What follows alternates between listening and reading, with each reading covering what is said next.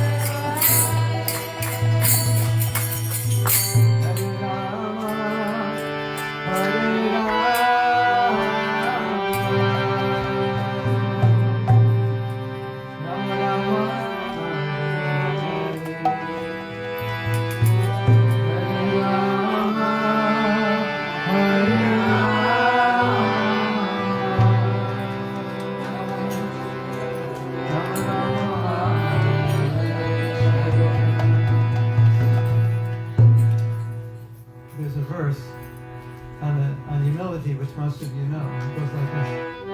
Chinara peace Karara peace Sahishkara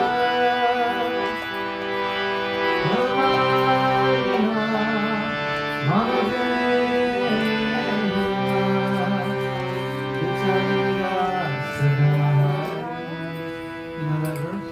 You can sing along.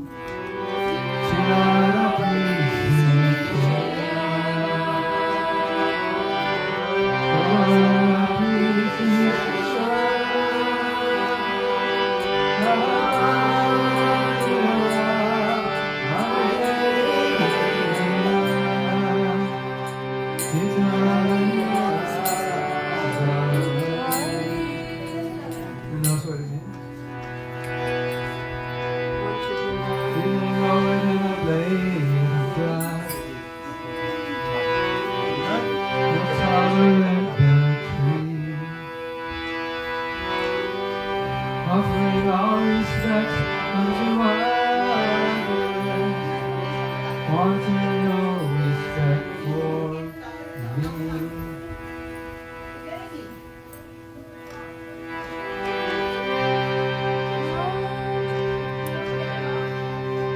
Feeling lower than a blade of grass, you can sing. More taller than a tree, offering all respect unto others, wanting no respect for me. And then I can chant constantly. I can chant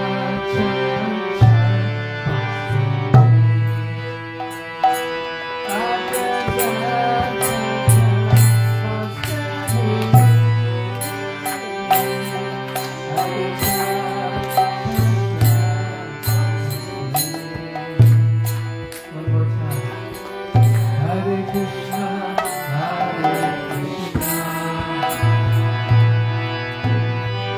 Krishna Krishna, Hare Hare,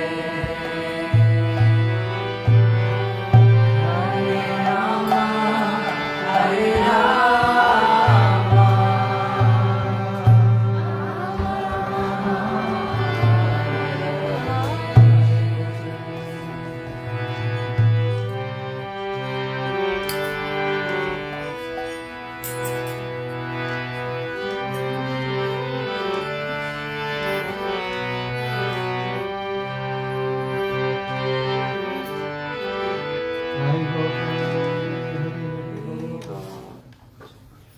Srila Prabhupada ki jai. Vishnu Padaya Krishna Prasthaya Bhutale Srimati Bhakti Vedanta Swami Saraswati Devi Gauravani Pacharine Nevi Say Krishna Devare.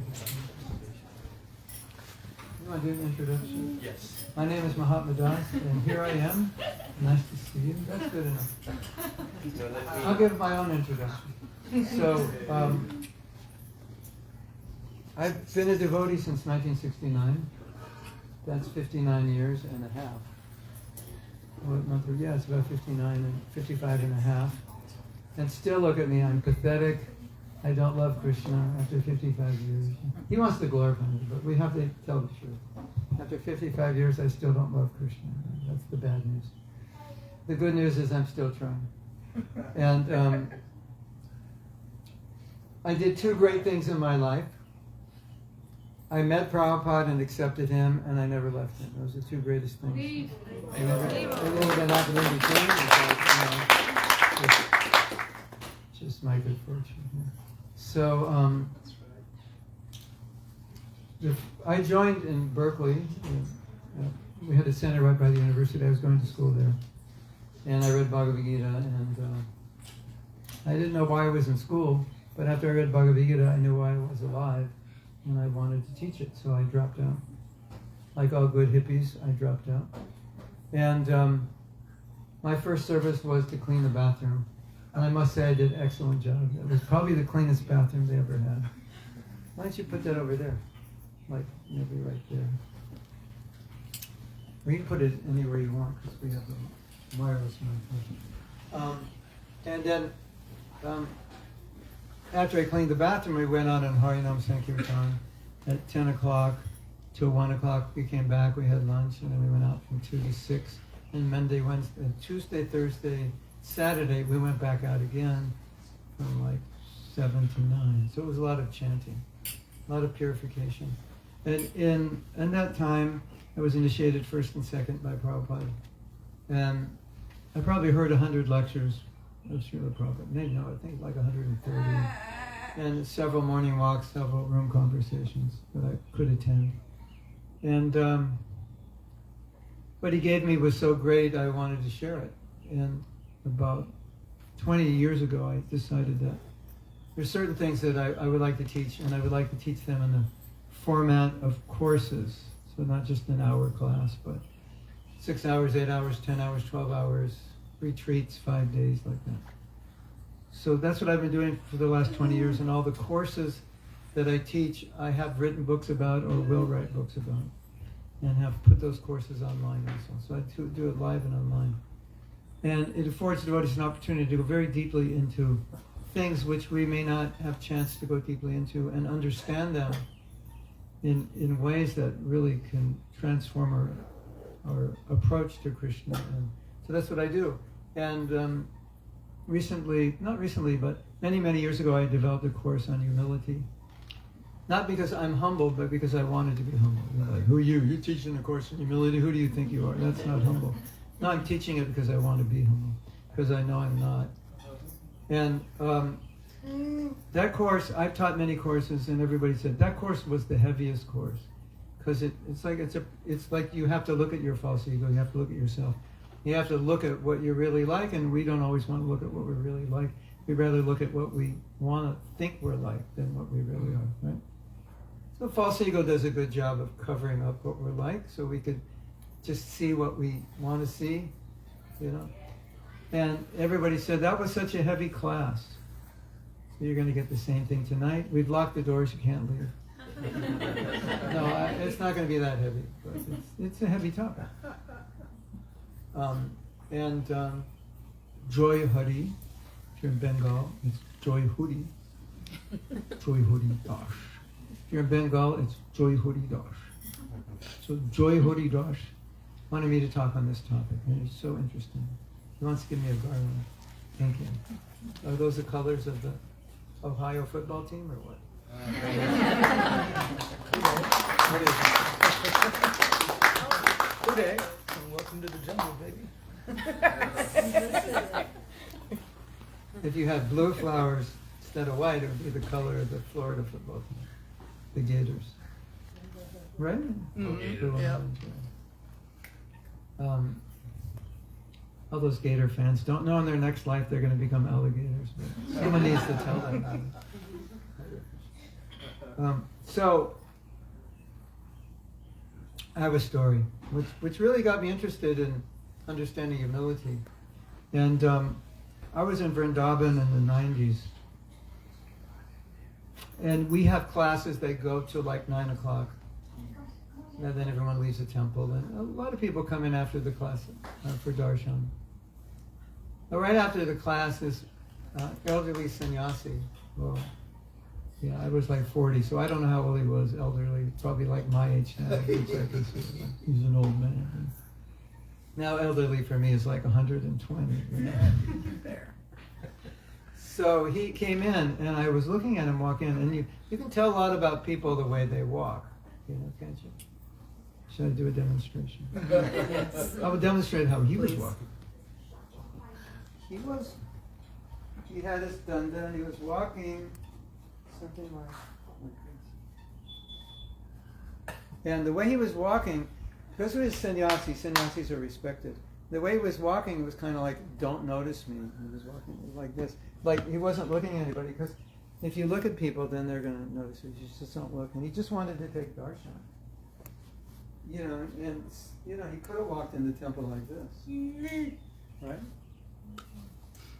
Take darshan. Hey Krishna, check me out.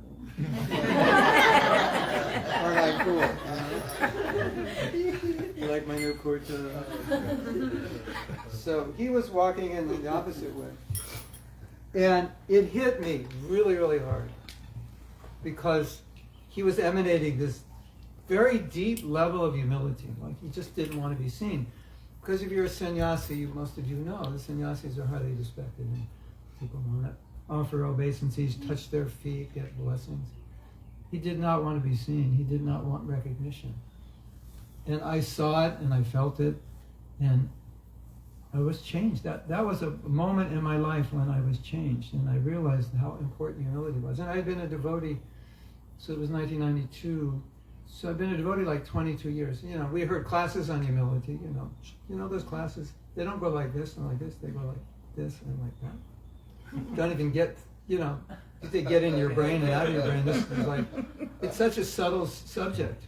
And the false ego is so big, it kind of like, you can't even, like, why do I want to hear that? I don't want to be humble. I want people to like appreciate me, honor me. So something happens just by seeing him. It's amazing. Like it said, if you get association of a sadhu just for a second, just by seeing them, it can change you. And that happened. It was like a second I just saw it. And I thought, why didn't Prabhupada talk more about humility? I was like overcome. I said, this is it. This is what it's all about, humility. And why didn't Prabhupada talk more about humility? And I went to the database where you can search the word humility, and it came up like 700 or 1,000 times. I go, oh, he did talk to it. I guess I wasn't interested in it, so I didn't see it. Do you ever notice that when you read? If you're not interested in something, it can be there and say, why didn't Prabhupada talk about this? Well, he talked about it on every page. Really, I didn't see it.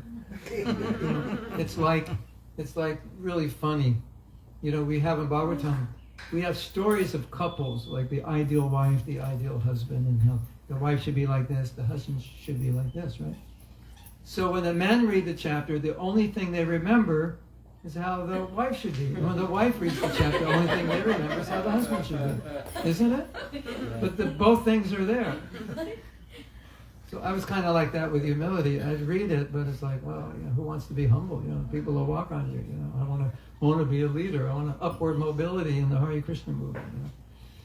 I want status, respect. So that was a huge turning point in my life, and I realized at that point a very important thing, and not just for humility but anything. If you don't want something, that's basically your disqualification. If you don't really you don't appreciate. It's like an appetite. Like I didn't have an appetite for humility, so I could hear 1 million classes on humility, but I couldn't digest it. I wasn't hungry. Could you talk about something else? I'm not hungry for humility. But when you're hungry for it, then it's like you can open up. So what I tried to do in the courses I taught about humility was help people develop an appetite, because once you have the appetite, then things change in your life. And once you have an appetite for being humble, one thing happens. It's not so pleasant, but you start to realize how humble you are not. And it's scary. It's scary. You start to notice, like you're doing things, it's service. But part of your mind is thinking, if I do this service, I'll get recognition. Have you ever done that?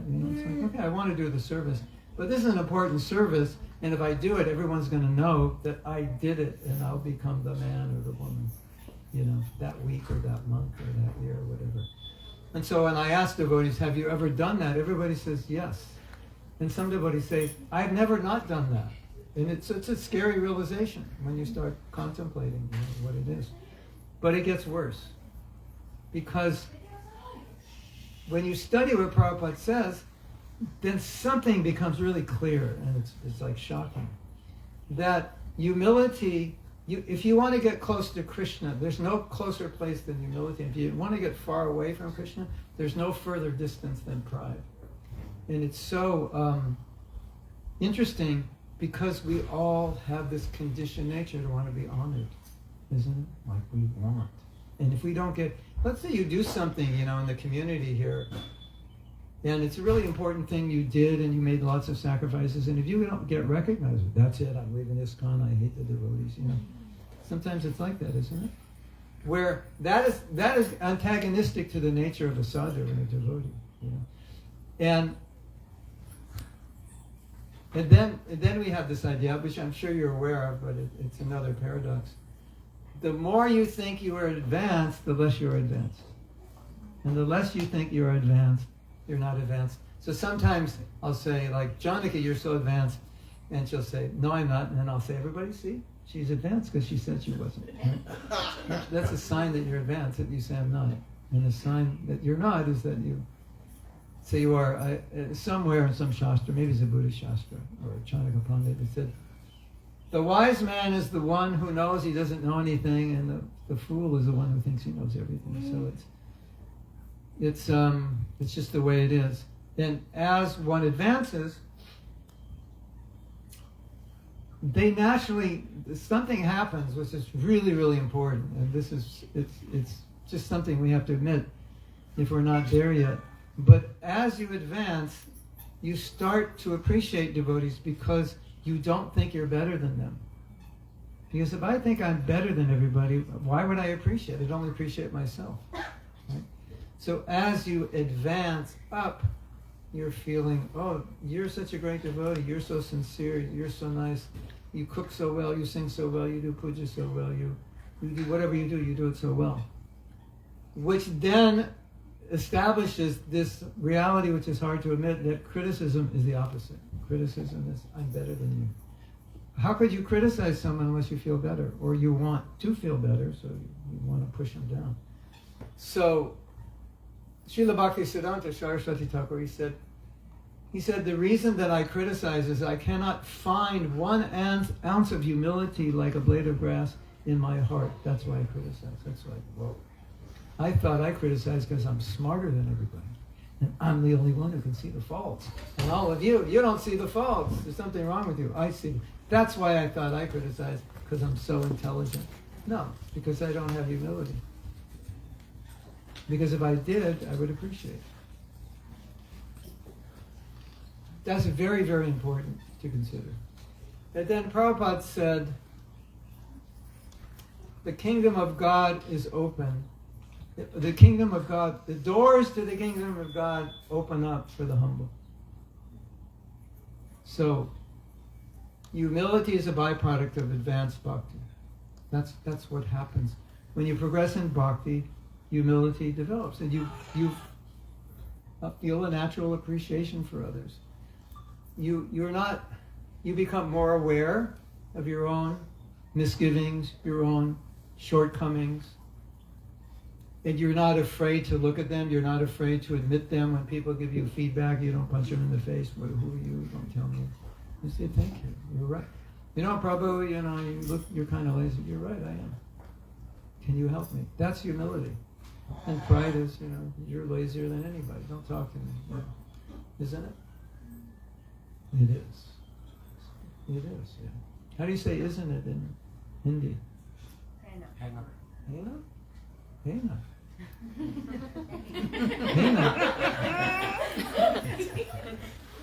Sounds like a song. Hey na, hey na. Is there a song like that? There isn't. There is now. Yeah. So. Okay. So some of you know this verse, which is like it's a very esoteric verse. It's very difficult to understand, but we need to understand it because the foundation of bhakti is founded on humility. It's not founded on competition. It's not founded on pride. It's not founded on criticism. It's not founded on trying to push somebody down and get ahead. It's founded on humility. So many of you know this verse. It's in the Chaitanya Charitamrita. By Krishnadas Kaviraj. And Krishnadas, he's saying, I am so low that if you chant my name, you'll get infected with sin. Like his name's Krishnadas. Kaviraj, like, really? That's how he feels. He feels like that. Wow. You ever hear a devotee say that, oh Prabhu, I'm so low, if you just walk on my shadow, you'll probably meet Yamaraj tomorrow. Saying all these things, which sounds good. It's like that's the politically correct thing to say. But you can't feel that way if you don't have prema. It's not possible. So, and we say you shouldn't imitate, you should follow the mood, but don't imitate. Like, do things a pure devotee would do. It doesn't make sense. So then, Krishnadas Kaviraj, as many of you know, said something which is very difficult to understand. He said, I am lower than a worm and stool. Not I am as, he didn't say I'm as low as a worm and stool, which is like, that's difficult. But he said, I'm lower. What does that mean? And in the normal world, we have any psychiatrists here? Anybody? So, yes? Social. Okay, let's imagine you're all psychiatrists. Therapist. Psychiatrist gives drugs. You're therapist. Psychologist. Imagine you're all psychologists. And I come into your office and you say, so, what's your problem? I say, my problem is I feel like I'm lower than a worm and stool. Immediately call an ambulance, take him to the mental hospital, right? So that's like first reaction, it's like he's not a mental patient and he feels he's lower than a worm and stool. Why? What does he mean? What is he saying? If we look at the Cinncinati Sunnichena verse, it says, offering all respects to others. So if you're going to offer all respects to others, you have to feel, the only way you would do that is you feel like you're the lowest. That means everyone's above you, right? Because you ever walk into a room and assess the room to see where you stand? Am I in the middle? Am I in the bottom? Is everybody here like PhDs? And I'm like, oh, I'm on the bottom. Is everybody here high school dropouts? Oh, I'm on the top. Did you ever do that? And assess your status within the crowd. I've been initiated so many years, I'm better than everybody. Once I was in the temple in Mayapur, there are like 10 gazillion devotees in there, and I was looking around and I go, oh my God, I'm the oldest devotee. Not old in age, I'm the oldest by initiation in this temple. So I could get like, hey, that means I'm better than everyone in the temple. But would a pure devotee think that way? No. They think, look at these devotees. They're amazing. I wish I could be like them. I'm so fallen. I'm so low. They're all better than me. And if we try to think, how could someone actually see like that? It's like our brain goes, we have to go to sleep. It just cracks. Listen to this story. Unbelievable story. It's just another one of those things. It's like our brains, like, where is the room in your brain to understand that someone could feel like everybody's better than everybody? Even the ants. I'm lower than a worm. Hare Krishna. Yes. So, amazing. Would you like to hear an amazing story? I mean, this is truly amazing. Only 3 people want to hear this story. Okay? I'm going to take them upstairs and tell them the story. So, yeah. So, it is said in our scriptures that the Mahabhagavad, the first class devotee, doesn't see anyone as not a devotee. Everybody's a devotee, not just people wearing tilak. Tilak. How do you say? Tilak. Everyone wearing tilak, or not, they're all devotees. And the Shastra says, if someone is on that level and they want to do preaching work, they have to do a consciousness shift, because if you see everyone a devotee, who are you going to tell about Krishna? Because you'll think you're all better than me. So why should I say anything? So it said they come to the second class devotee level, because in the second class you see here's a devotee, here's not a devotee, here's an atheist, and here's Krishna. So you have to make a distinction, otherwise who are you going to talk to? You wouldn't talk to anybody, because there's no one to talk to, they're all devotees. So this story I'm going to tell you is I have to explain that during this story, Prabhupada took his guard down from second class and he went to first class. Because if you're a first class devotee, it's like you have to kind of bring yourself to the second class consciousness, otherwise you see everyone better than you and you won't preach. So Prabhupada said, this was early in the movement, one of the things that Prabhupada said early in the movement was, to all his disciples he would say, I would like you to open 108 temples before I die. And you know, when Prabhupada died, there were like 110 temples in the fifth form, something like that. Because he kept telling us, 108 temples, 108 temples. So again, he was emphasizing. And then he said, then I can die in peace, knowing that I've served my spiritual master, and then I can go to and then I will go to hell. Could you imagine? You're sitting in a room and Prabhupada says that. Like, he had just like left the second class platform, went to the first class platform. And one devotee said, Prabhupada, if you go to hell, we're going to go with you. And Prabhupada said, no. You are all going to Vaikuntha. I am going to hell. That's the consciousness of the Mahabhagavad. So Prabhupada let his guard down and just was in that mood. Interesting, isn't it? So you see everyone better than you. So that's why Cinncinati Cinncinati, that verse says, Amanina Manadena. I offer all respects to others. I don't want any respect for myself. I wrote a song, and we sang it in English. Oh yeah, it goes like this. I'll sing it.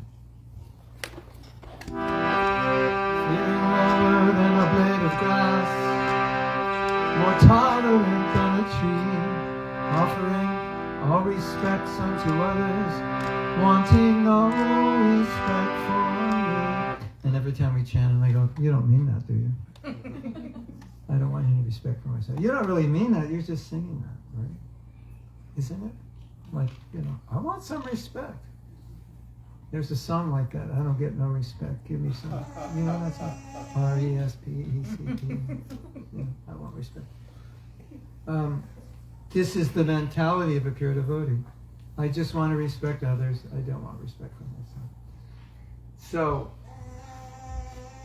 now, what I think is super important for all of us, we cannot practice this level of humility, like you don't go home and, Photoshop some worm in stool, get a worm and stick it in stool, put it on your mirror in the bathroom in the morning, so when you put on, brush your teeth, you go, I'm lower than that. It's not going to work, and that's not the process. Oh, that's Hare Krishna. I mean, I'm sure some devotee has tried that somewhere. They didn't really understand. But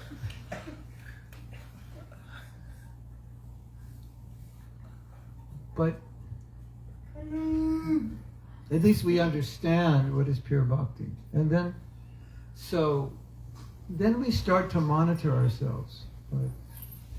How much of the time am I thinking about what other people think about me? You ever think about what other people think about me? Yeah, of course. Especially when you're like 16, 18, 20. Or you get a new job, or, whatever.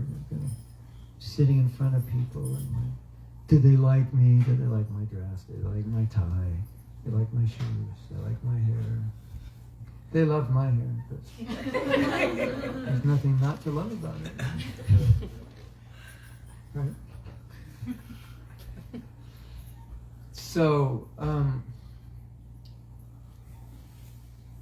when we start thinking, well, how humble am I? And you start, being honest with yourself, you realize that, I'm always concerned about what people think about me. Am I positioning myself? Am I doing something, moving the right way, so people will say, cool, you're cool, I like you. Am I? Yeah, probably. Right? The thing to understand is that if we're trying to develop bhakti, Krishna doesn't appreciate that. How many proud devotees in the Bhagavatam did Krishna come and just go, embarrass them, minimize them? Right? Just go down the list. He does it all the time, right? Because that pride, Krishna doesn't like it, so it gets in the way of the relationship. And so if he wants to have a relationship with a devotee, if there's pride there, he'll do something to minimize the pride, because it's disturbing the relationship. That's interesting. And we don't even like people who are proud. You like to hang out with proud people. They just talk about themselves. It's pretty boring, right? Same with Krishna. So, have you ever been in a crowd of people feeling kind of insecure, and you kind of have I just got a raise, or I just got a job at Google, I'm the assistant, this and that, it's like, and then you go home and you think, why did I say that? Like, it's like nobody cares. It was not necessary. Like, why did I say that? Because I was feeling like not important, right? I had to make. But that's not the way a devotee is. A devotee is the opposite. He wouldn't do that. So, practicing humility, one thing we want to do is notice when we boast about ourselves. Like, and just notice that, whoops, why did I do that? Why am I? And we say Jai Sri Krishna or Jai Srila Prabhupada, and we translate that in English, Jai, but Jai means victory, glories. We translate it as all glories. Why do we say all glories? Because if it's not all glories, then it's like Jai Prabhupada, Jai me. Jai Prabhupada, 65%, Jai me, 45%. He has to have more. All right, 49, 51. We want to give all glory. We say it all glory. We want to give all glory to Krishna. We don't want to take that glory away. We give it, right? That's what it means to be a devotee.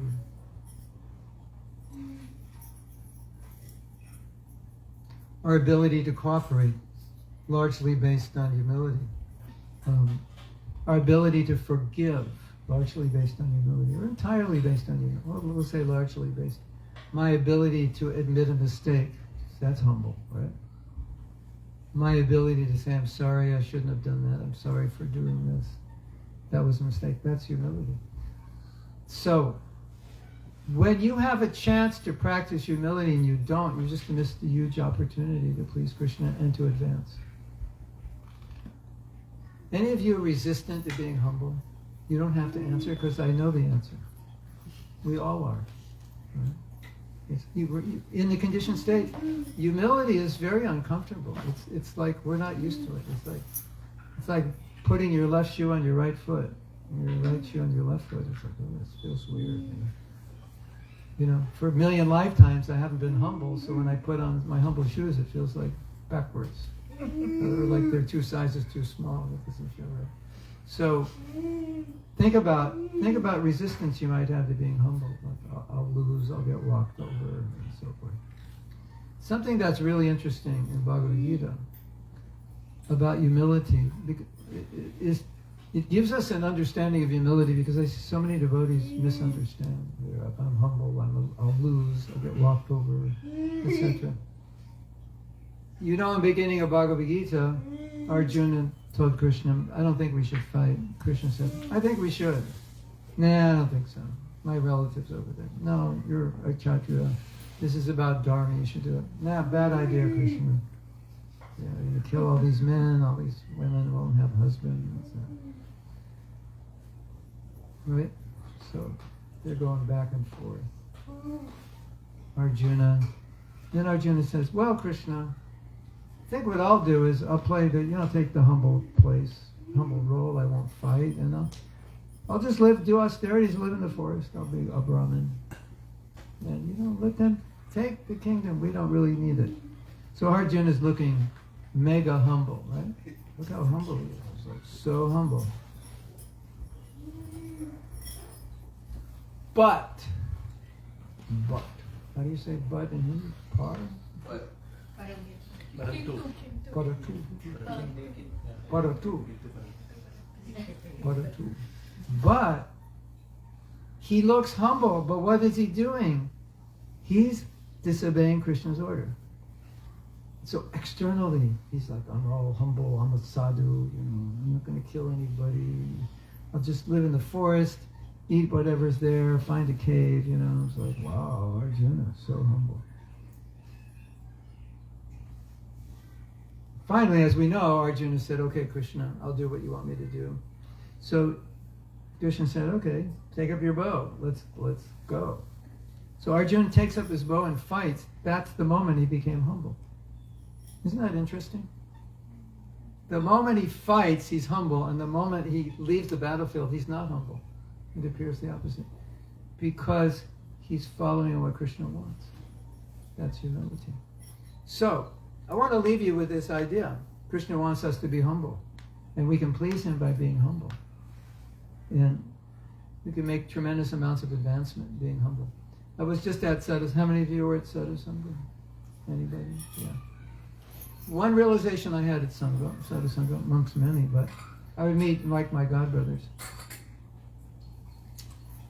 And the more advanced they are, the more, what's the word I'm looking for? Effacing, is that the word? There's just like, there's no emanation of any need to, like, oh, I haven't seen you in so many years. Oh, I'm doing this, I'm doing that, I'm so great. I'm, like this project, that, I'm chanting 8,000 rounds a day. It's like none of that at all, And they may be doing all of that, and they're just like, it's so nice to see you. You're doing, and they'll say to you, yeah, you're doing so much. I saw you online. It's so fantastic. Thank you. That's what they'll say, even though they're doing 10 times more than you. That's very clearly seen in advanced devotees. They don't want to attract attention. They want to give attention to you, not to themselves. So that's something to monitor in your own life, in your own advancement. Like, if that's developing in your heart, that's a very good sign. If it's not a good sign. So I think that's really important to understand. And there is no Krishna consciousness means the development of humility. And if we're not becoming humble, then something's wrong. And then, you go to the internet and people are like, you did this, you said that, it's like, they need to take a course. Those people need to take a course in humility to understand this is not the behavior of a Vaishnava. The Vaishnavas don't do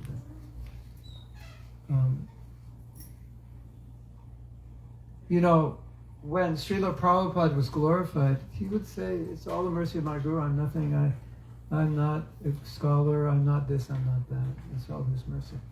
That's another sign of humility, that whatever greatness you have, whatever qualities you have, you say, Krishna did it. It's not me. It's not that you don't acknowledge that you did something. It's like, if I say, Prabhu, you're rich, and you've got like $10 billion in the bank, it's not humility to say, no, I'm not.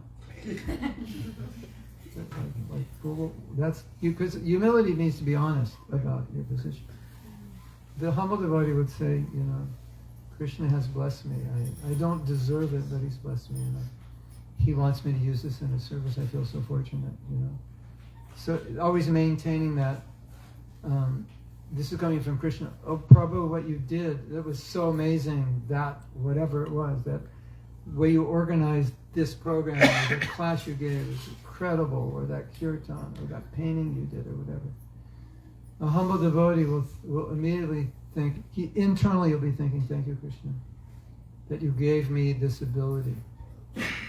And if we're neophyte, we'll be like basking in bliss. I'm getting glorified. Feels so good. Feels so warm and fuzzy, man. Anybody else? You want to line up and tell me how much you like that painting? That's not the mood of a Vaishnava. The mood of a Vaishnava is, thank you, Krishna. And the more the devotee is glorified, the more humble he becomes, because he realizes this is Krishna's gift. And I'm so fortunate that I have this gift. So humility does not mean that you don't recognize it. What it means, you recognize where the power came from. So Prabhupada was often glorified because what he did, no acharya had ever done. And once Prabhupada said, I did 10 times more than my Guru. And he's like, whoa, that sounds proud. But what he was saying, by the mercy of my Guru, I was able to do 10 times more. And he said, and you should do 20 times more than I did. So that's the way it works. As it comes down to cyclic succession, there's empowerment. So Prabhupada did recognize it. But sometimes when people said, you're so great, and he'd say, no, I'm not. And then he would say, well, if you want to say I'm great, because it's hard to say he's not great, because look what he did. It's like, well, I opened 108 temples, yeah, so I did something. And I made Westerners devotees, so no one's ever done that. So it's like, okay. He's like, okay, if you want to say that. And then he would say, but this is all the mercy of my Guru Maharaj. It's not that I did it. So it's not that you can't recognize what you've done and thank Krishna for that ability, but it's all a recognition that it's his power. That's how the pure devotees think. And so we're trying to become that way. If you want to be Krishna conscious, that's how you become. Now you might be hearing this and saying, that's impossible. Or I have resistance to this. I won't be happy, etc., etc. But just remember, it'll make Krishna happy. And we don't want to go around artificially being humble. We want to be practical. You know, I'm sorry, please forgive me. I promised I was going to do this and I didn't. I'm going to do it this week. You know, like those are acts of humility. You know, awareness.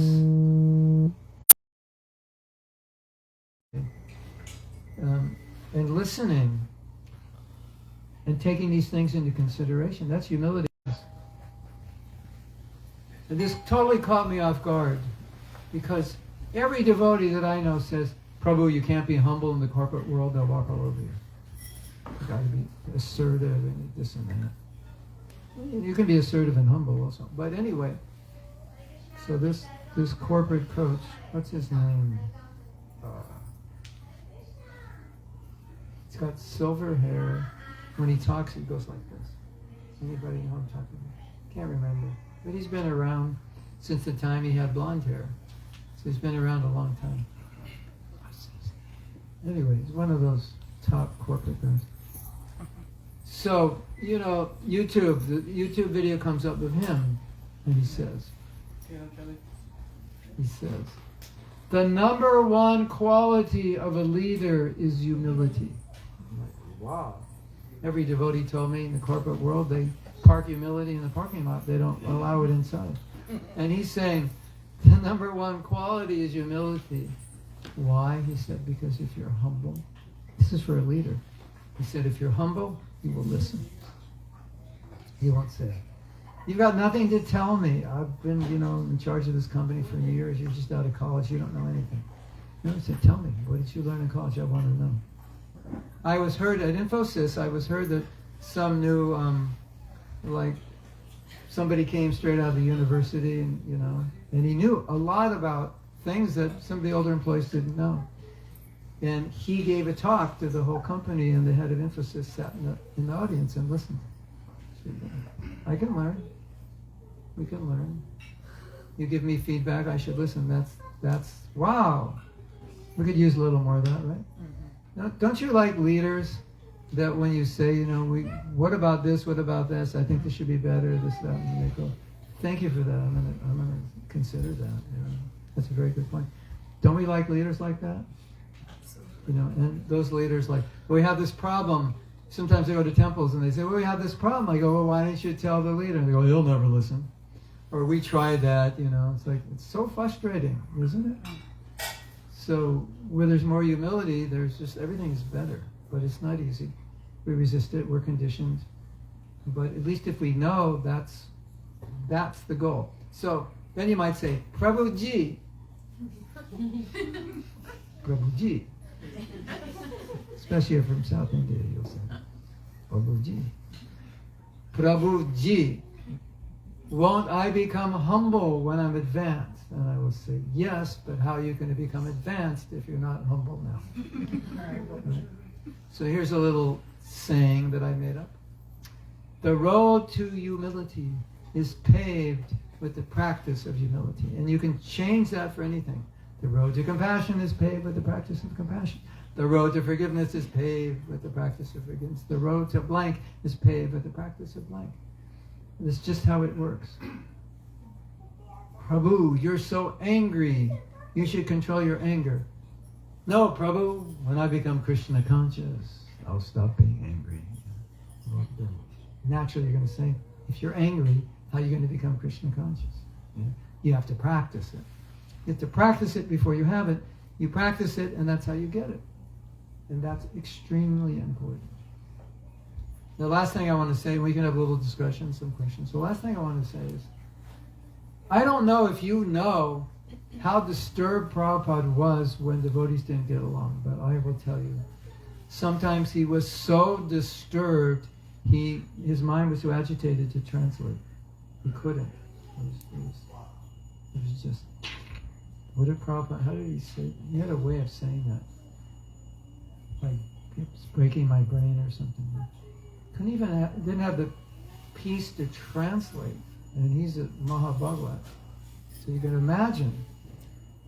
And he said to us, my godbrothers didn't start fighting till Srila Bhaktisiddhanta left. He said, you're fighting and I'm still here. So it's like, what's going to happen after I go? You already got a lot of practice. You're getting really good at fighting. So he didn't like it, and he said, if we don't cooperate, then I don't see how this movement's going to go on. And cooperation requires humility. And one devotee said to Prabhupada, he said, why are we always fighting? He said, because you all want to be God. I'm right, I'm the controller. You ever have, we're doing a humility workshop at the end of this month. 3rd and 4th week of June, it's level 2. But if you want to come, you can come. But level 1 is, we have an app. We can send everybody info. Yeah.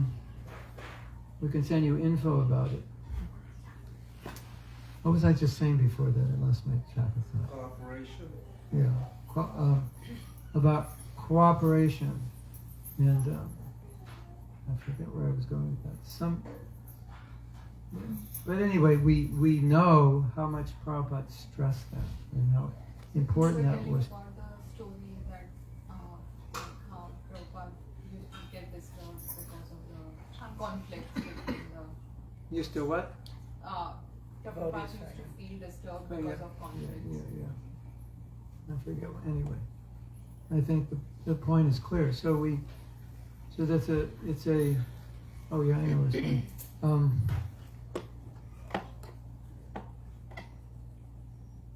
I'm just giving you these things so you can kind of monitor yourself, but the willingness to look at our deficiencies and acknowledge them is very important, and it's not easy. All of you who are married know that one of the problems that happens in marriage is your spouse tells you something about yourself, which to you is 108% wrong. There's no way I'm like that. Right? That ever happened to anybody? Yeah. Then the women get out the kitchen knife, like that. Or the pot, or the men, it was like screaming. I don't know. But what's happening is that a lot of times we have a nature, or we have a quality, and it's not pretty, but it is antagonistic to the way we see ourselves. So sometimes you ever see a person who's like, you say, you always get angry, and they say, I never get angry. I never get angry! Never! What are you talking about, me getting angry? Like something like that. And it's like, hello, don't you realize you're angry? But you've seen that before? No, I never do that kind of thing. It's because the false ego kind of paints a picture of who we are. But that picture of who we are may not always be who we are. And naturally, a spouse is going to be the first one to point it out because they live with it, and if it bothers them, they'll tell you. All of you who are not married, you can look forward to this. It's going to happen. If you're doing something that's upsetting your spouse is going to say, you always do this, or and you're going to say, I never do that. Right? And you're going to say, okay, I'm going to take pictures of you do. I'm going to record you do it. I'm going to prove it. But the reason that it's hard is because we don't think of ourselves that way. Because it's almost like a certain kind of pride we have about who we are, but we may not be that person we think we are. And so humility means to be open and willing to see who we are, really. And that way you can improve yourself. Because if you don't see who you are in the negative, how can you improve it? Right? So, those who are advancing in spiritual life, they are very happy to see their faults because it's an opportunity to improve. But most people, that's pretty depressing. Right? Well, to even admit that I have them is difficult. Does that make sense? What's the word? Jhana? Isn't it? Henna. Hena. I used to say Satyam here. Does that mean anything? Like that's true, or you don't use that? It's more like Sanskrit. Satya. Oh yeah. In Hindi, what is it? Sache. Sache. Sache. Yeah. In slang, it can also be Hekini. Okay, so that was a mouthful, I think. If I say any more, you'll probably all start crying, so we'll stop here. If you have any questions or comments or confusions or what, I'm here to try to help. Hare Krishna. Jai Prabhu. Yes. Thank you for class. I was wondering, sometimes if I get appreciated by a devotee, then that warm, fuzzy feeling comes. But I think also this devotee is happy, and I'm happy about that. Yeah. So can that be kind of like a trap? Or maybe even like looking for validation that's external? Well, it doesn't have to be a trap if they glorify you. Because Bhaktisiddhanta said, if someone appreciates you or glorifies you, you should think they're just telling me how I should act. At the Vyasa we had, I just sent a message to my disciples. I said, thank you for that, for all your glorification, and I hope I can live up to it. Like, this is what I'm supposed to live up to, not that I am. But like you're saying, the devotees like to appreciate one another, and it helps them. And if you're actually humble, that appreciation will humble you, right? If you live for appreciation because for whatever reason, then it's a problem. Because then it'll feel so warm and fuzzy. You're like, can I get some more of that? Where can I get some more? And you'll be looking for it. And then you don't get it, and I hate you. You didn't give me appreciation. You know how that works, right? Because you want it so badly. But, of course, all human beings want to be appreciated, but it's better to, if we can, be more inclined to give appreciation. Because there's a deep satisfaction in giving it, oftentimes greater than getting it. The reason I think appreciation is good for a devotee is because it validates what they're doing and it will encourage them to continue. So if you can take the appreciation as a validation that I'm doing the right thing and devotees appreciate it, without making you feel like, oh, this is like filling me up because I'm so empty inside and I depend on this, and then it's good. And it creates a nice environment. We all appreciate one another. And also, if you're going to appreciate someone, it's important that it's genuine, because if it's not, what's this? What's he saying? What does he want from me? How much money you're going to ask me for? Doesn't you ever feel like that sometimes? It has to be genuine, otherwise, what's the point? If it's not really appreciation. It's just acting. And the funniest thing is sometimes, you've seen this, maybe you've done this, sometimes we act humble because we want to get recognized as being the most humble devotee, which is, of course, doesn't make sense. But sometimes we'll do that. I want you to think I'm humble, so I will act humbly. And then you'll all say, oh, Prabhu, you're so humble. Mission accomplished. Now I feel very good that I've been glorified as the most humble. But there are verses in Shastra, this is so interesting, just to address your point of we all need appreciation. We all like to be honored, we need appreciation. There's a verse in Shastra, it says, even the sadhus who've renounced everything still like to be glorified. And even the sadhus even have renounced the desire to be glorified. They don't want it, they'll give it to me, but when they get it, they like it. That's how deeply rooted it is. Because that desire to be honored is directly the perversion of our love of Krishna. It's like the furthest thing from love of Krishna. So when you cultivate this desire to be honored, you're cultivating something that's antagonistic and diametrically opposed to bhakti. And that's such an important point to recognize. Whereas you're cultivating, as I said, the closest place to Krishna's feet is humility. The furthest place is pride, because pride is imitation. What does Mahaprabhu say? He says, he said, oh, Ayinanda Teneja Kinkaram Patitam Mam Vishameva Bandhudo Stita duli, a piece of dust situated at your stita duli. Sadrisham vichinta. Consider me a piece of dust at your feet. When I was a kid, they had a show called Art Linkletter, and you have all these young kids, like 5, 6, 7, they would go on. I don't know what they would do, they would play games or something. And he'd always interview them and say, what do you want to be when you grow up? And then all these kids dressed up in suits and bow ties. And, I want to be a fireman. I want to be a policeman. I want to be a doctor. I want to be a train conductor. Imagine, they invite a devotee and say, what do you want to be when you grow up? I said, I want to be a piece of dust at Krishna's feet. Who grows up with a desire to be a piece of dust? Only the people in the mental hospital. But that's the aspiration of everybody. I want to be an insignificant servant. I don't want to be in the limelight of this and that. It's not. And the beauty of it is when a devotee feels that way, then Krishna gives him everything. He says, you can handle everything because you're not trying to get these things. You don't need them. You just want to serve.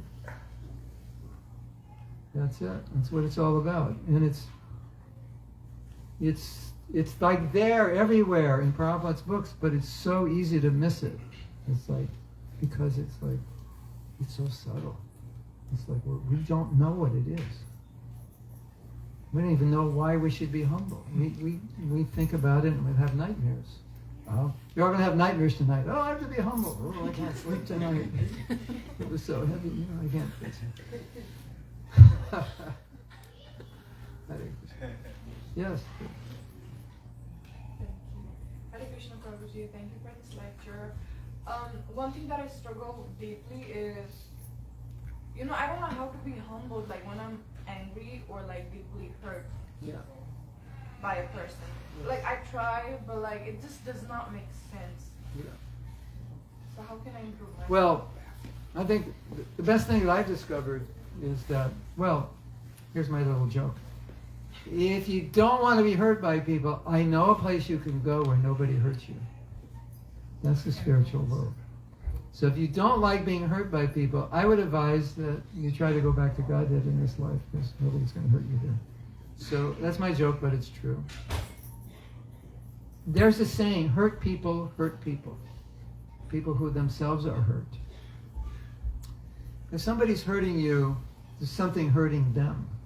And if you understand that, it can completely neutralize. Or before the anger even comes, it can neutralize it. In our forgiveness course, which is also available on our app, which you should all take, it will transform your life. And we'll give you the address of the app. So that's a big part of it. It's the compassion. Like, what was this person going through that they ended up treating me this way? You want to hear an amazing story? This is so interesting. So, there was a devotee in our movement who was a spiritual master when he became 26. At 26, he became a sannyasi, a renunciate. He never had a girlfriend or anything in his life, and then he took sannyasi at 26. You can imagine how that went, right? 27, he became guru. At 36, he couldn't do it anymore.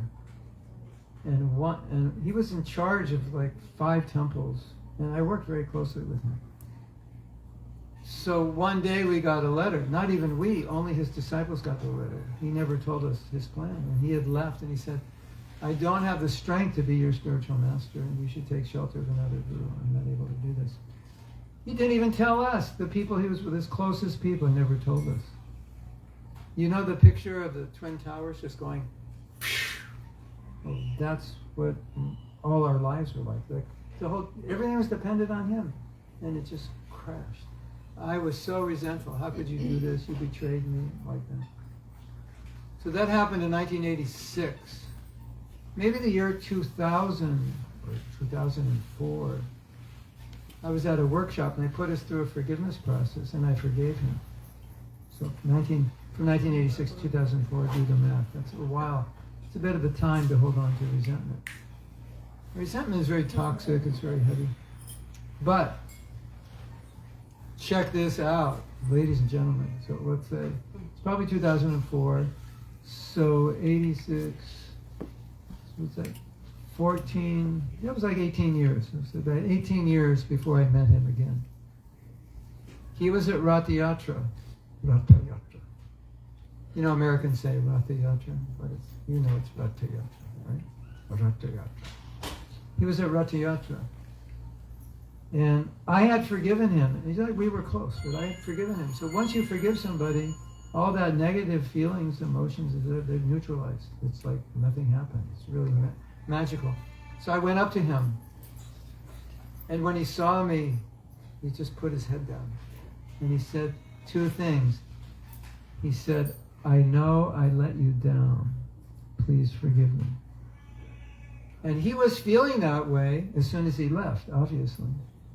18 years, I was holding a grudge against a person who was very deeply troubled and hurt and repentant for what he did. And in hindsight, I think what he did was the best thing. Because sometimes the leader will just be weak and fallen and stay in the position and fake it till, he runs off with some woman. Right? We've seen that. Before, he didn't do any of that. He just said, I can't do this. And he went and got married and, said that. So it was really actually respectable. And in hindsight, I look back at that and I think, wow, that's so respectable. And whenever a leader's having trouble, like he had, I said, you should just do what he did. Don't wait for us to catch you with your pants down and embarrass you. Just admit you can't do it. And so, but I didn't feel that way. But the point was, a lot of times the person you hate is already feeling bad about what they did, but you don't know it. And they're, inside they're really upset, and there's a lot of turmoil. And so if we knew that, we would forgive them just like that, right? So we do an exercise in the forgiveness workshop where you play the part of the person you're trying to forgive, and then you tell the story why you did that. And you have to totally get into their head. Well, when I was a little kid, my father did this, and I'm frustrated and like that, and I had anger issues, because my father was always angry and beating me up. And when you realize that, it's like, oh, I can't hate this person. It's like hating a little kid or something. You could do that exercise if you want. Get a friend and the friend is you, and you are that person, and you talk to the friend you just tell the whole story. It's really good. You can do that. You can do that anytime, any problem. Just tell the story from their perspective. So that's, the compassion neutralizes the anger. Yeah. Well, that's one thing. There may be many things. Maybe many reasons we're angry. But if we're always getting angry, we're hurt. Yeah, we want. Sometimes we get hurt because we want love and we get hatred. But then you realize that person can't love. They've never been loved. They don't know how to. They're not. So then it's like, I can't expect that. Then you're okay. So a lot of that anger is from expectation of people giving something they can't give. Frustrating, but it's true. Right? The question was exactly same as hers. Okay. Yeah.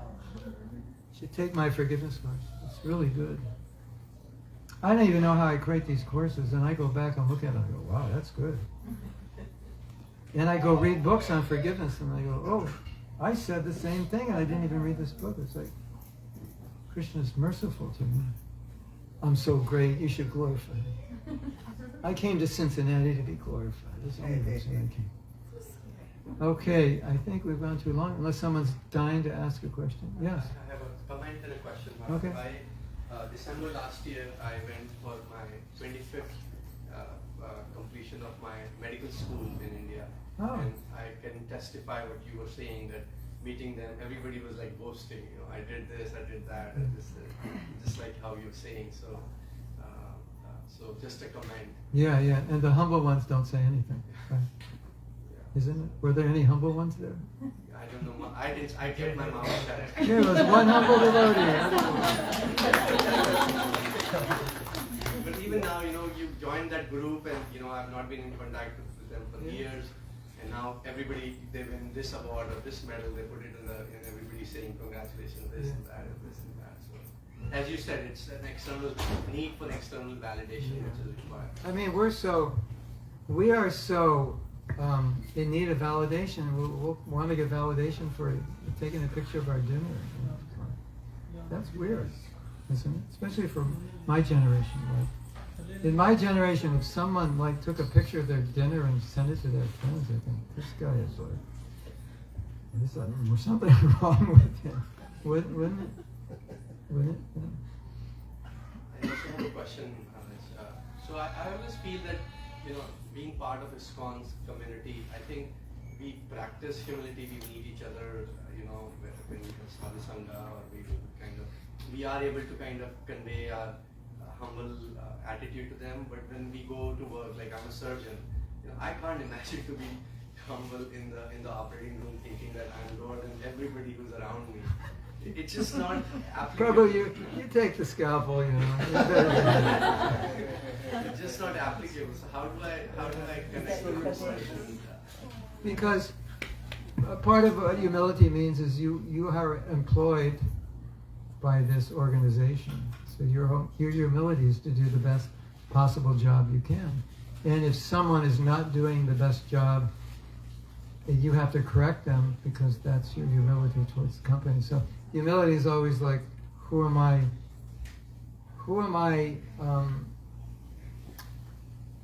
duty bound to? So when you have a job, you're duty bound to do your best for the company. So that's your humility. Arjun fought, but it's still humility. Look at the spiritual master. Sometimes he has to correct a disciple, but he's not thinking he's better. He's thinking, well, I'm a servant of my disciple. I have to correct them. Externally, it looks like, oh, he thinks he knows everything. But internally, so this is just my service. So, you know, that's your service to do your job as best you can. That's humility. Right? Does that make sense? Yeah. Because you're paid to do it. And so you have your obligation to do it properly. And that obligation is a manifestation of humility, I think.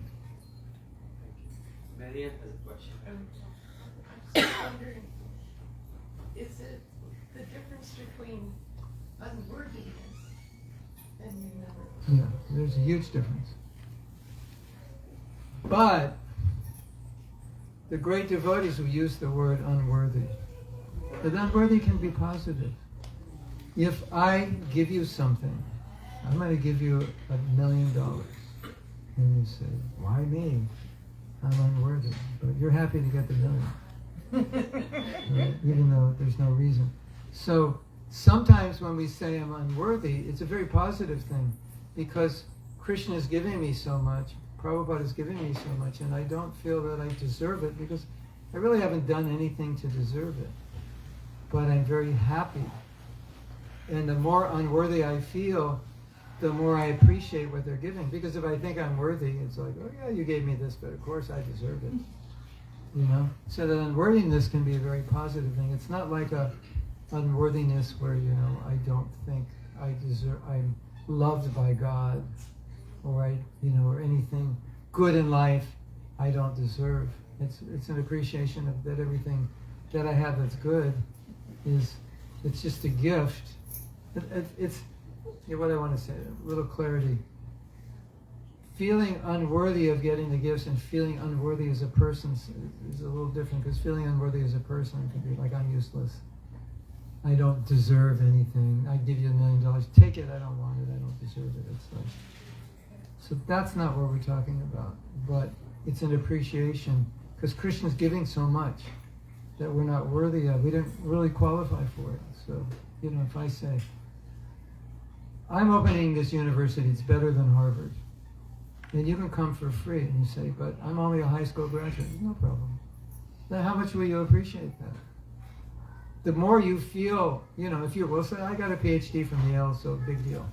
But I barely made it out of high school. Wow. So you're feeling unworthy, and so your appreciation is greater. So that kind of unworthiness we feel. I don't deserve the mercy that I'm getting. But that's true for everybody. It's not a personal thing, like, I'm so bad, I'm a terrible person, nobody likes me, why would God love me? God looks at me, he starts crying. Why did I create somebody that way? That's a different thing. Does that make sense? Yeah.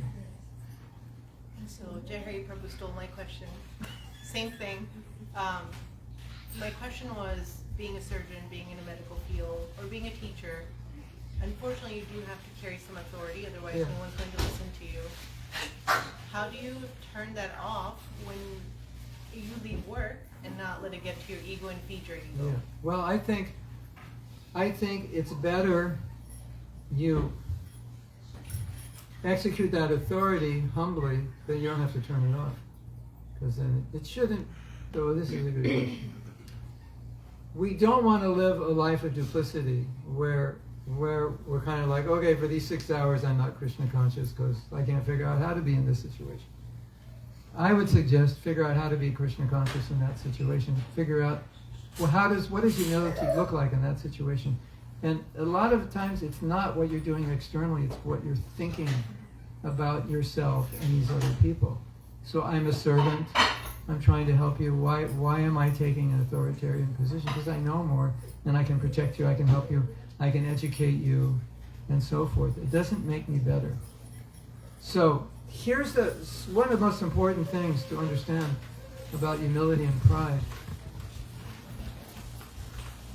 Pride is anything that makes you feel better than others. That's pride. So you can do amazing things and assert yourself and all that, but never feel better. Always feel like I'm just trying to help you. I'm in a servant mode. That's not pride. So sometimes people say, when I do this, it makes me proud. And I say, I don't think when you do that, it makes you proud. I think you're proud, and that just triggers the pride. And you think that makes you proud. No, it wouldn't make you proud if you weren't already proud. How could it? So nothing can make me proud if I'm not, and everything will make me proud if I am. Right? Isn't it? If you're a proud person, all you have to do is buy a pair of nice $150 Nikes and wear them around and just go, check my shoes out. Isn't it? $200, $300 Nikes. They only made like 300 of them, and you got one. It's like, now I'm special. Isn't it? You get your hair done a certain way, and whatever. So if you're a proud person, you don't need much to stimulate that pride. And if you're a humble person, nothing will stimulate it. So I think it's so important. Don't think when you're out in the world you can't be Krishna conscious. Just think how to do it. Because otherwise, everything you're learning in Krishna consciousness is meant to be practiced during the day. So if you give up on practicing it during the day, it's like learning, karate, but you never get to fight anybody. You just learn. You practice the moves, but you never battle. So when you go out, that's your time to practice what you learn.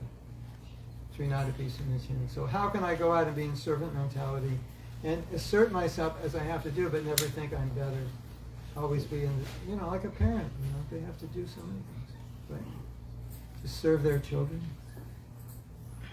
So that's super important, super, super important. And I've seen that mistake made over and over again. It's almost like, well, my job is, our culture in this corporation is so toxic, you can't be Krishna conscious. What sloka is that?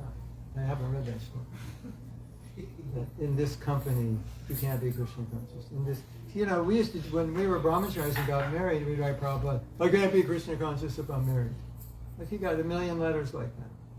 And he would say, it doesn't matter if you're married or not, Krishna consciousness doesn't depend on that. So I think that's super important. So you just think, everything I've learned, how would I apply it? And the more difficult it is to apply, the more difficult the situation is, the better. Because you have to become more Krishna conscious to apply it in that situation. Right? So I've had to do that in my life.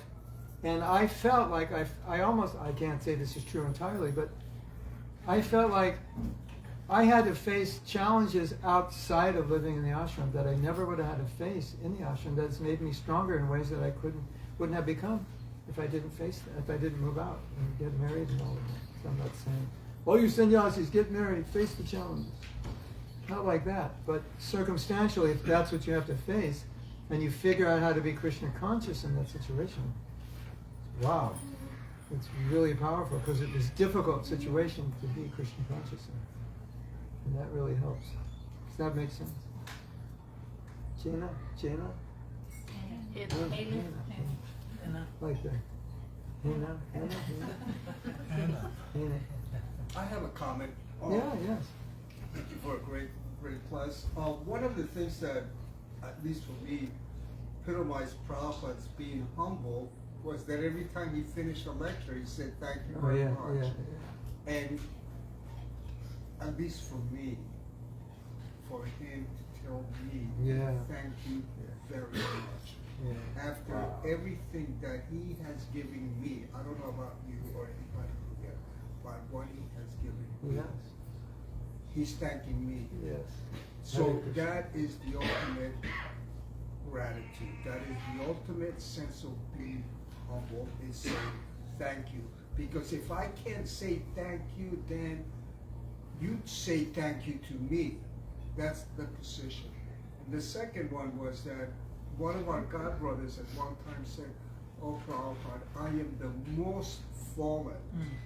And he looked at it and he said, "You're not most of anything." So I want a badge. I want a prize for being the most fallen. Right. Thank you very much for. Thank you. I laughed a lot. I apologize. You were great. And I had all these pre-assumptions about how this was going to be.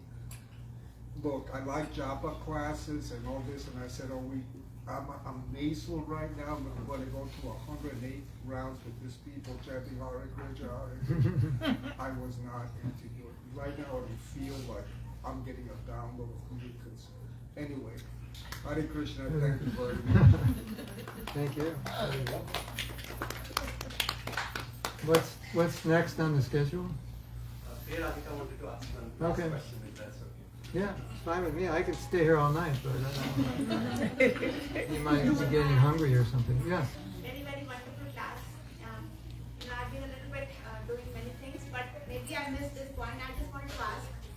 So you mentioned about humility and how people who are the closest to us, help us the most to become humble.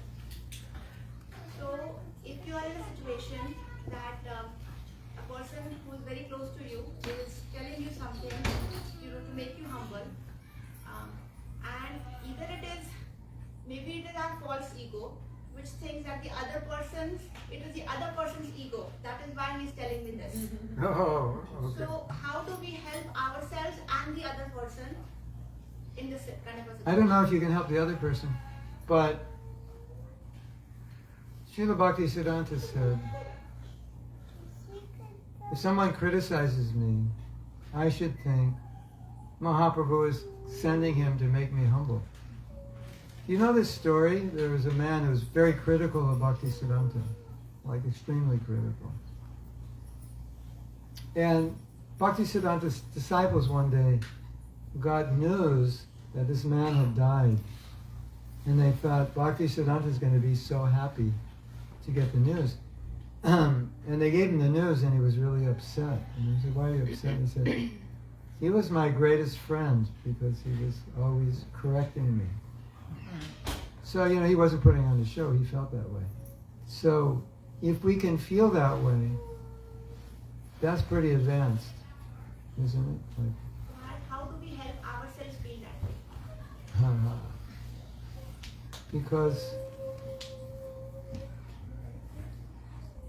Because we're not here to polish our false egos. So if someone throws a little dust on it, we say, I need it. That works. Deflate. We're not here to inflate our false ego. We're here to deflate it. And so when people come and say, you're great, but you do this and that, they're deflating our false ego if we allow them to do it. And they could even be wrong. But just the fact that, okay, I'll listen to that and consider that, and, not fight back. I mean, sometimes for practical purposes you have to defend yourself, but if you don't need to, then it's a chance to be humble. So it's okay, Like I never do that, but he says I do it. Maybe I do. I don't know. I'll consider it. I'm not aware that I do it. I don't remember having done it, but Krishna wants me to take it humbly. And you know, when those things happen, you can think, okay, another opportunity to practice humility, another chance. I need all the chances I can get to practice humility, right? And I once asked Burijan Prabhu, I said, well, how do you become humble? He goes, just live long enough. Life will humble you. So there's all these ways life is humbling us, but we're not becoming humble. Isn't it? So just, if we notice there's another opportunity to be humbled, okay. Life is humbling us. I did something stupid or said something stupid and everybody saw it. It's like, okay, I'm sorry, I'm stupid. I shouldn't have said that. It's a chance to be humble. Thank you, Mother. Yes. Sorry, Prabhuji. So when you were like humbled, people take it in a wrong way. Like Take we advantage try of to you. push your limit too much. So how do we handle that? Well, I don't know if that's because you're humble. It's probably because you don't have boundaries. You can be humble and have boundaries at the same time. Because you have to protect yourself. Self-care is important. So you don't want to not care for yourself in the name of being humble. Okay, everybody, I'll lay down here. The ground is wet, just walk over me. You end up with bruises and broken ribs and sprained ankle. Well, that's not right. So we have to take care of ourselves so we can be of service to others. And so we can advance. So I don't think humility means you live without boundaries. And I don't think humility means you allow people to take advantage of you, generally. Because you have to take care of yourself as well. Is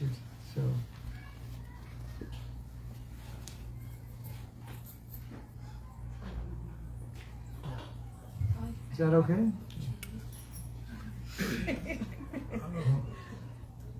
Is that humility just your nature, or you have to practice that? Both. Some people are born a little humble, but not, we still have to practice. Some people are born very proud. And they have to try, just have to try. And no matter how humble you are, you can always be more humble. And no matter how proud you are, you can always be more humble. And sometimes you see with people, they don't become humble till they're like 60. They get some realization, 60 years of treating people poorly, and I'm tired of it. And they go around the rest of their life just apologizing. Have you seen that? He listened to you and he became humble. Do you know? One devotee, he was that devotee that I had the forgiveness problem with.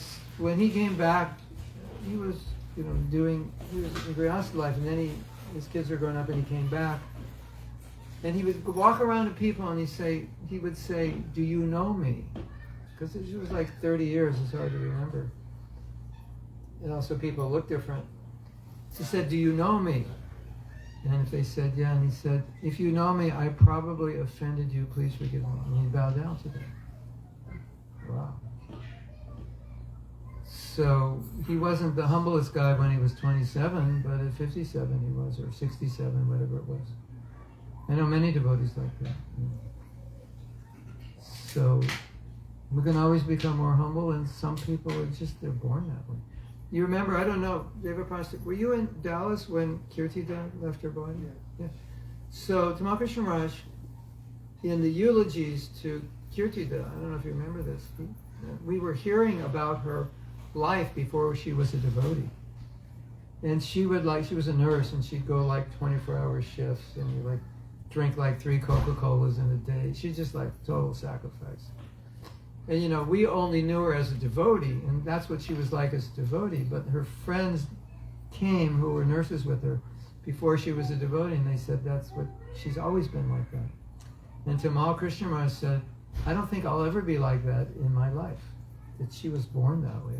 I can't, it's such an elevated state. So some people are born that way. and some people are not.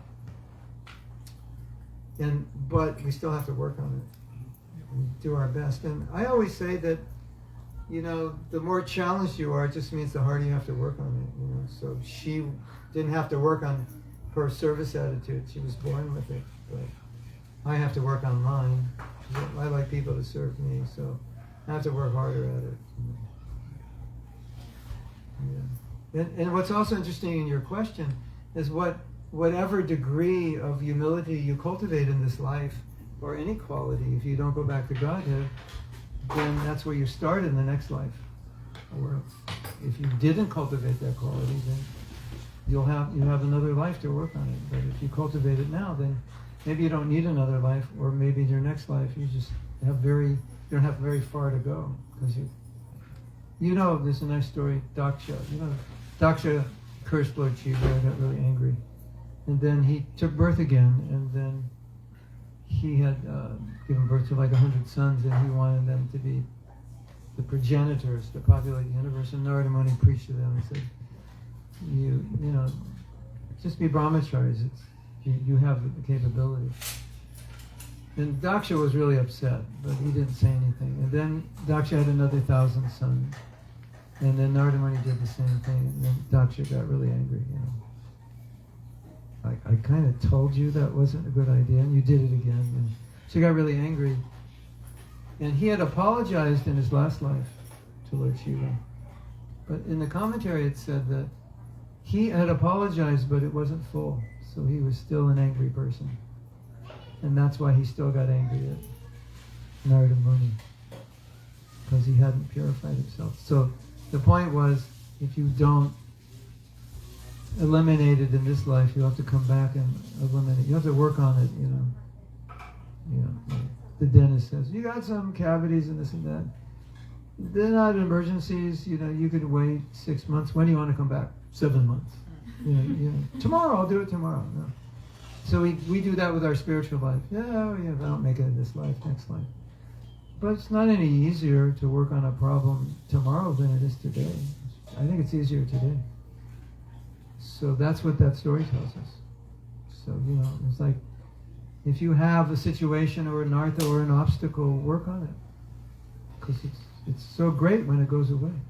And you don't have to live with it your whole life or your whole next life. Yes? Just to build on his question, so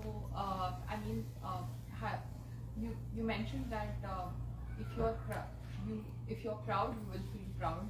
If you're anyway, everything will stimulate it. Yeah. So, have you seen do you have any real life examples where you have seen someone being very proud or very angry, and then gradual practice of Krishna consciousness? They have. Yeah, I have seen it, and I have seen the opposite. That usually it's easier when you're older. You just naturally become more renounced, and when you're younger, you're more concerned what people think. Have you heard that joke? When you're 20, you think everybody's thinking about you. Time you get 40, you're like, I don't care. It's like, I've stopped thinking about it. And the time you get 60, you realize nobody was thinking about you in the first place. But that's, it's just normal. So yes, I have seen it. I have seen it. And I've also seen with some, they're very proud, and they're 78 years old and they're still proud. So that's possible also. And you might see a very senior devotee, and you might think, this devotee seems extremely proud. And it's confusing, and how am I going to become humble if he's not even humble, or she's not humble? Well, it's usually he. The she's have an easier time. The she's are kind of born more humble than the he's. Like the size of the body, we have bigger muscles. We also have bigger egos. But for some people, it's really difficult.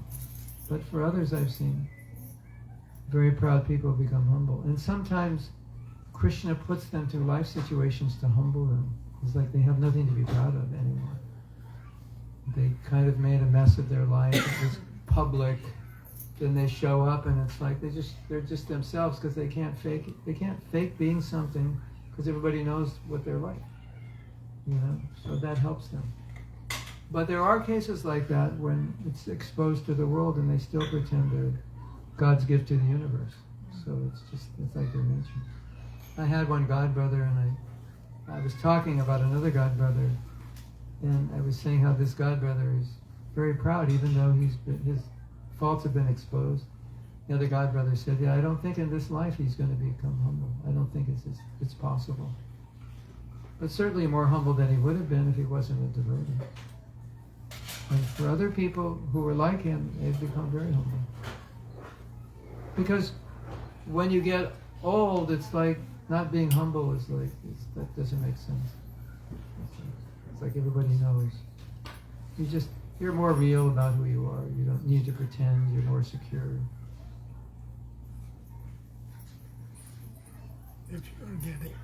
If you're getting something which is more than you deserve, who do you think, where is that coming from?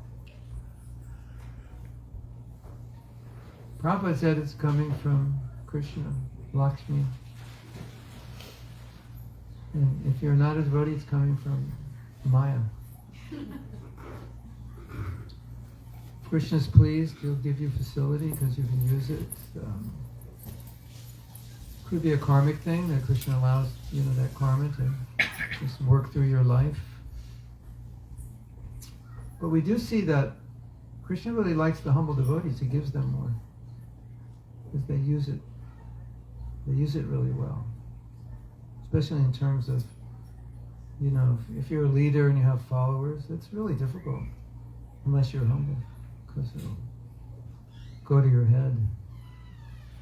So, it's just amazing, that somebody can have thousands and thousands, tens of thousands, 20,000 of disciples and be like humble. But you just think about that. It's like, that's a phenomenon in itself. To think, I'm nothing, and just be buddies with his God brothers, like he's just a brahmachari, telling jokes, making fun of one another. That's like, I respect that so much. I had a personal experience. I went to the devotees, the brahmacharis. I had a chance to go to the temple. And I lived there 2 days, right? And I had so much respect for the brahmacharis now. If I feel hungry, I just go there to Kroger's and get whatever I want. Those poor guys, if they don't eat at the time, there's nothing left. Mm-hmm. And they can't go anywhere. So I said, boy, that's... Yeah, made you humble. Huh? Yeah. Yeah. That's not for everybody to be a brahmachari. Yeah. That is humbling. There was a devotee named Jayananda. You may have heard about. He was involved in the first Rath Yatra. He was the most humble person I ever met. And I think it was impossible for anyone to become proud in his presence because he looked like such an idiot. You met Jayananda? Yeah, no, he looked like such a what? I said, if we became proud in his presence, we would look like an idiot. Because he was so humble. He's so humble that if you're not, you stand out like a sore thumb. And so many people became purified in his presence because of his humility. So, Hare Krishna. Yeah, he's amazing. I saw this guy there. Everybody had the plates, the sections for this sabji, this dal, this that. He had just one part. They put everything in there. Yeah. He said, no, it doesn't go to the same place. I said, okay. Yeah, Hare Krishna. We can feel, if you get around more advanced devotees, it makes you humble. Yeah. Doesn't it? Yes. Hare Krishna. Srila Prabhupada ki jai, Gaur Premanandi Hari. Maharaj has been very humble so far. He has not introduced his books to us. There is a book table I've put us.